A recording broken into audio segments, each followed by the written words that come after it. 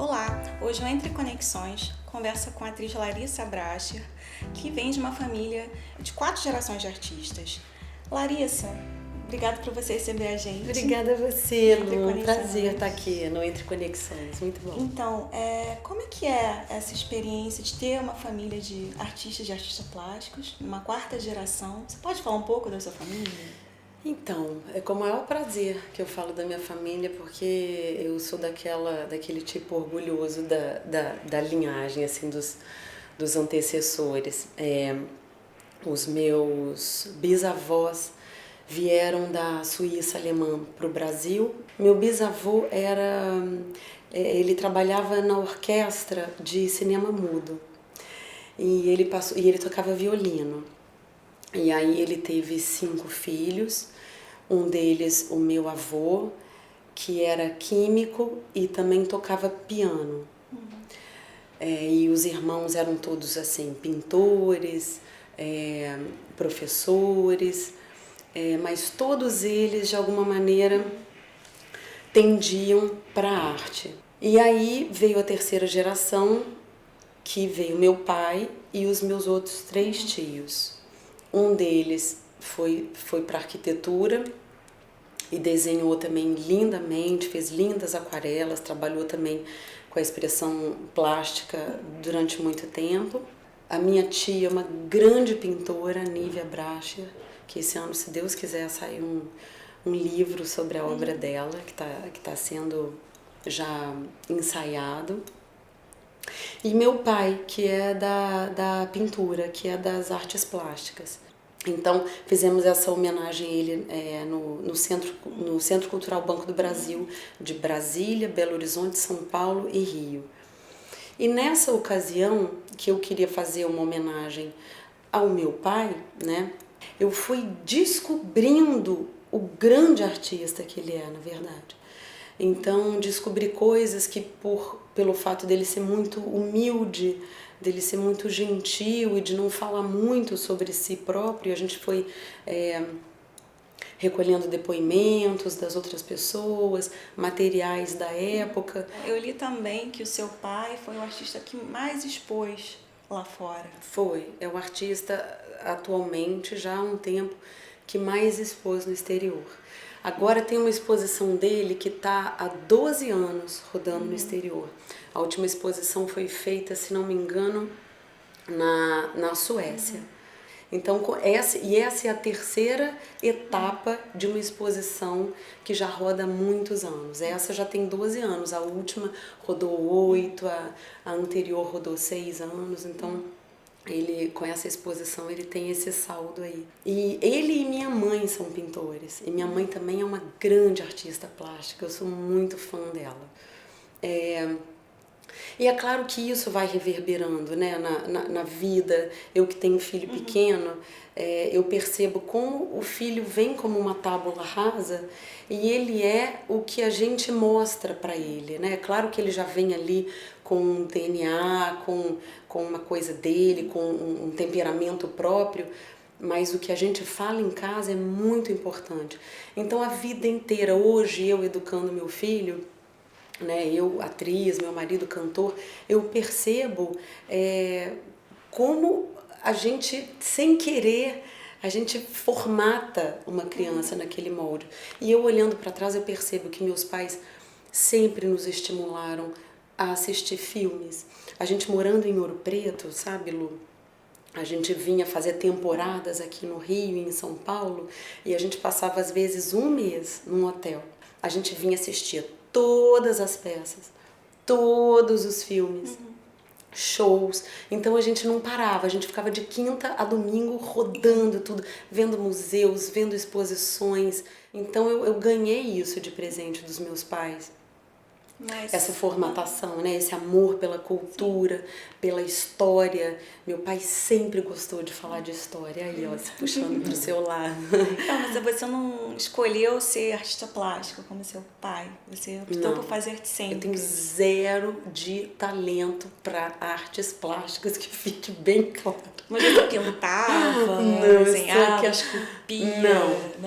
Não, sempre fui estimulada. Eu lembro, inclusive, de uma maleta linda linda, toda de madeira, que meu pai comprou para mim, para minha irmã, naquela tentativa, né, de pai, assim, ai, expectativa, né? Será que minha filha vai ser pintora também como eu e minha esposa?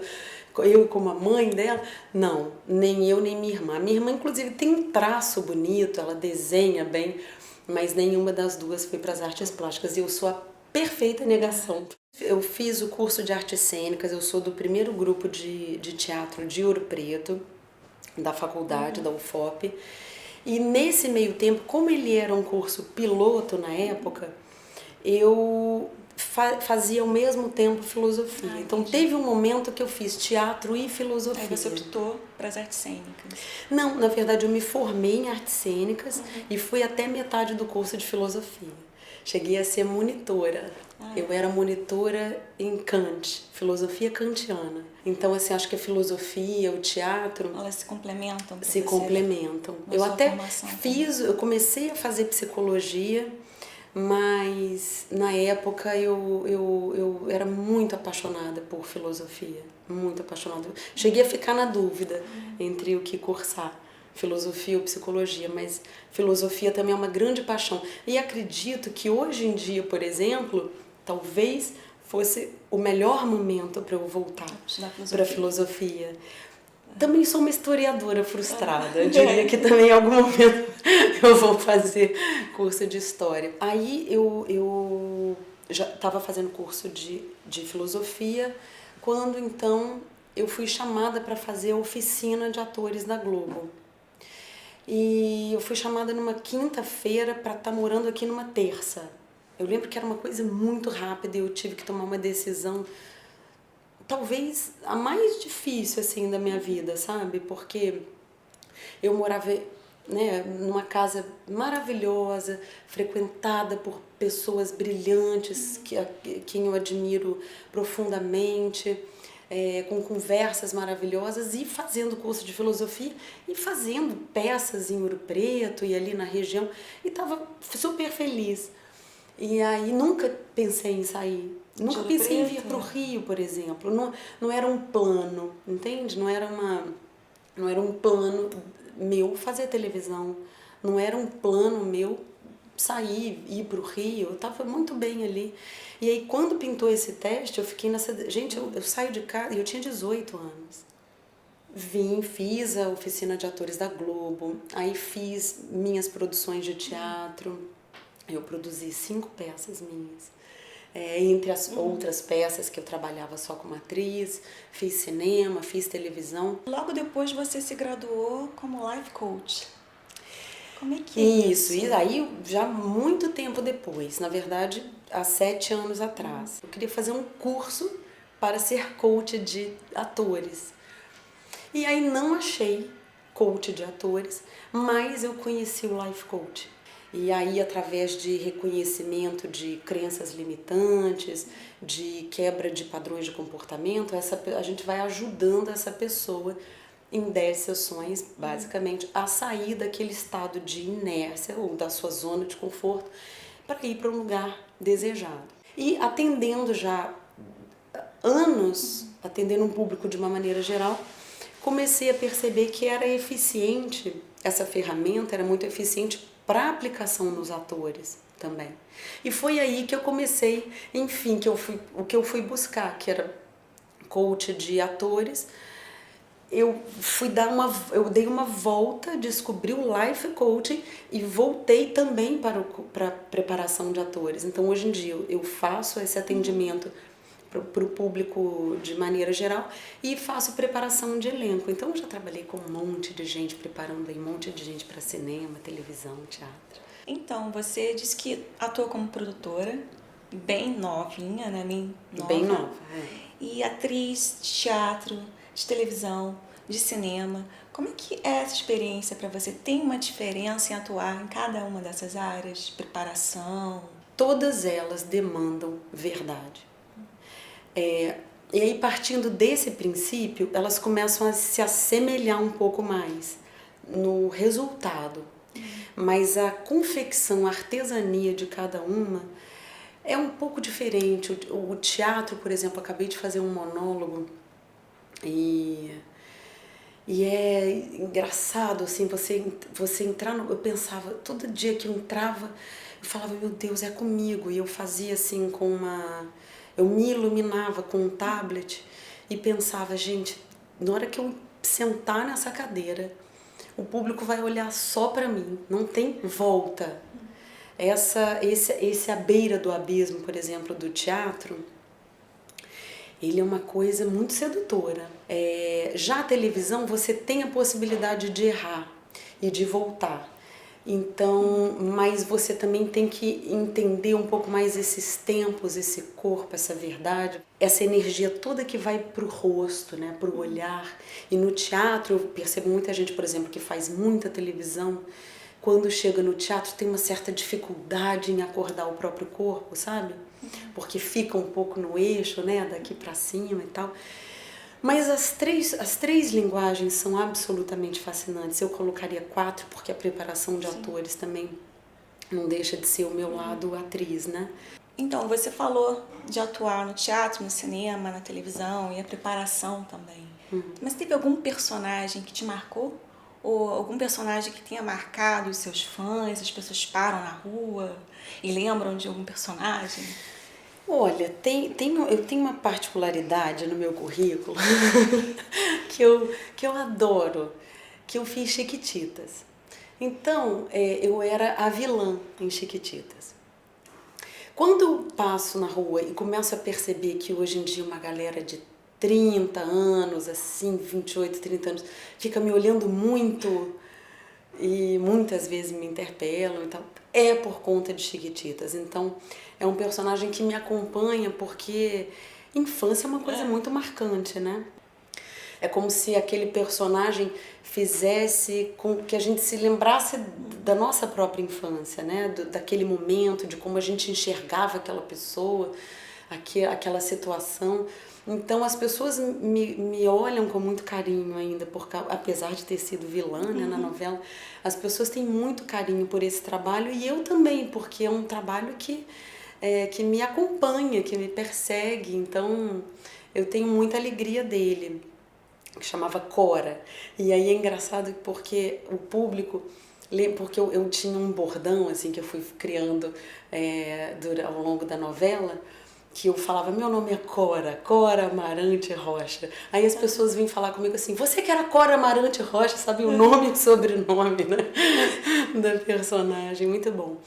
Eu citaria alguns personagens, por exemplo, a minha personagem da antropóloga, que foi um filme que eu fiz em Florianópolis, ela foi muito especial para mim na artesania dela, porque eu tinha que falar com sotaque açoriano e eu comecei a sonhar com sotaque. Era um filme de suspense e foi um filme que me marcou muito, que eu fiquei 2 meses assim, sem estar muito perto de civilização, tinha que andar 50 minutos de barco para chegar até onde eu estava e tal. Então foi um momento muito especial da minha trajetória. Mas esse último, como eu te disse, a gente fica um pouco ainda impregnado do último trabalho. Eu acho que essa temática ela tem muita força. Eu fazia um transexual e comecei a me envolver muito pesquisando sobre essa temática, essa homofobia, essa transfobia, lesbofobia toda. E o Brasil, por exemplo, é o país que mais mata LGBTs no mundo, e é gritante assim a diferença de motivação criminal por homofobia aqui no Brasil. É uma coisa assim aterrorizante. A história é assim, é baseado, um texto da Márcia Zanelato, baseado num caso real de um australiano que nasceu homem, aos 26 anos ele fez a operação e virou mulher. E 10 anos depois, ele, muito infeliz ainda com essa tendência binária de gênero, ele quis se libertar e falou, eu não quero ser nem homem, nem mulher. Então, ele conquistou o direito na justiça de ser do gênero X. Ele é a primeira pessoa que não tem gênero. Ele não é nem homem, nem mulher. Hoje em dia já tem umas 40 pessoas no mundo inteiro que vieram assim a reboque do Norrie, chama Norrie May Welby. Então eu fiz um monólogo que fazia essas transições dos gêneros. E aí, com a direção do Guilherme Leme, ele pensou um pouco nessa polifonia, dessa plasticidade dos gêneros. Então começava mais masculino e ia transitando para uma atmosfera mais feminina, mas de uma maneira muito sutil. A arte, eu acho que de uma maneira geral, é a única coisa que faz com que a gente calce o sapato do outro. Então, levando a Nori, ou o Nori, para o público, eu pude entender um pouco mais dessa dor. Esse trabalho me deu muitas alegrias, várias críticas maravilhosas, um reconhecimento do público, um entendimento maior sobre esse tema do público. A gente tem uma curiosidade em saber, né? Você é casada com Paulinho Mosca, né? Um cantor bem conhecido. E vocês têm algum projeto em comum, assim, projeto artístico, algum plano? Vocês pensam em fazer alguma coisa? Nossa, eu acho que a vida dos dois é tão, assim, ocupada de tantas coisas, né? Paulinho é um cara fascinante, assim, porque ele pensa a vida filosoficamente, né? Ele pensa a vida artisticamente, então tudo ali acaba se transformando em arte, né? Ele está agora fazendo um projeto de arte e ciência que roda por 12 países da América Latina, então tá viajando pra caramba. Eu também agora vou começar a gravar novela. Ainda não é uma coisa estruturada ou pensada, não é um plano. Uma vez eu preparei o Paulinho para um personagem que ele fez, porque para quem não sabe, Paulinho é um excelente ator. Te conhecia. O filme se chama Minutos Atrás. É o Paulinho, o Otávio Miller e o Vladimir Brista. E o Paulinho fazia um cavalo. E ele ficou um pouco na dúvida, como é que vai ser esse cavalo? Então, o resultado é maravilhoso. Bom, aproveitando a deixa da novela Novo Mundo, que vai estrear agora em março, como é que foi a preparação dessa personagem, que é uma personagem histórica, que é a Baronesa de Sorocaba, que é irmã da Marquesa de Santos, que também se envolve com Dom Pedro I? Quer dizer, você vai beijar o Caio Castro? A Globo fez uma preparação maravilhosa com todo o elenco e nós fizemos curso de etiqueta, de como se cumprimentava, como se portar. Algumas pessoas do elenco fizeram curso de equitação, esgrima. Foi uma preparação muito grande, aula de dança, minueto. Quando a gente coloca o figurino, ele já te dá um outro tipo de postura. Porque quando eu coloquei pela primeira vez o corpete, por exemplo, os saiões, os meiões, e lá eles fazem assim, ipsis literis, você não pode mostrar a canela, mas a gente tá lá de calçola, de meião, a gente tá com 6 anáguas, a gente tá como ele for, sabe? E a primeira vez que eu coloquei o corpete, eu falei, meu Deus, será que respirar é uma coisa tão contemporânea assim? Porque elas não respiravam, era uma coisa impressionante. Então, essa própria respiração curta, né? Eles não têm esses colares, né? Igual a gente tá aqui. A própria postura de época já te leva à época. E eu tô construindo muito a Maria Benedita como a pessoa que ficou um pouco mais amarga. Ela é quase vilã, mas ela tem suas motivações, sabe? Então eu defendo ela aqui.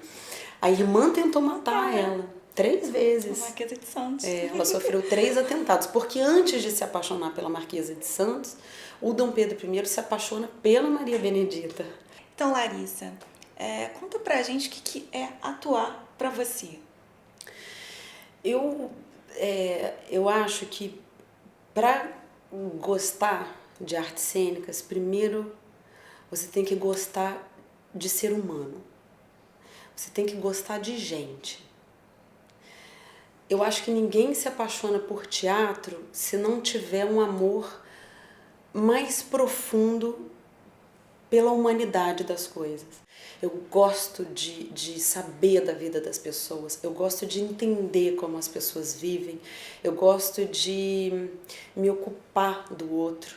E eu acho que quando você gera essa empatia, ela é tão grande que ela transborda. E aí, quando ela transborda, ela é capaz de virar teatro.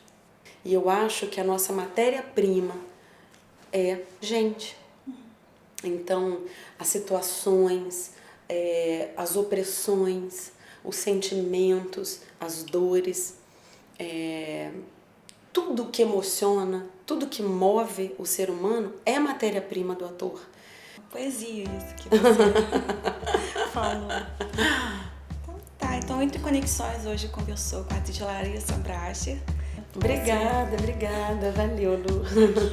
Obrigada.